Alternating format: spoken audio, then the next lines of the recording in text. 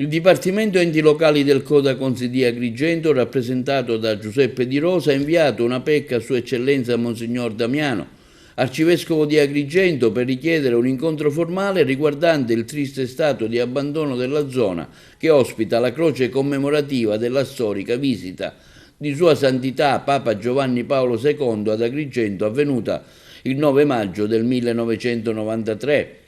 Nonostante le ripetute segnalazioni e le richieste, nulla è stato fatto per preservare questo luogo di memoria e di significato per la comunità.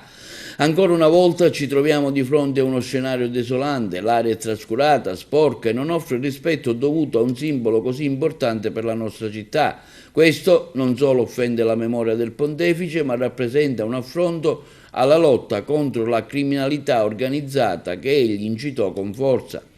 Le parole di Sua Santità Papa Giovanni Paolo II, convertitevi, un giorno verrà il giudizio di Dio, dovrebbero risuonare nelle azioni di coloro che hanno il dovere di preservare e custodire i luoghi legati a questo importante evento. È inaccettabile che non venga riservata almeno una dignitosa pulizia e manutenzione dell'area che andrebbe mantenuta pulita 365 giorni l'anno.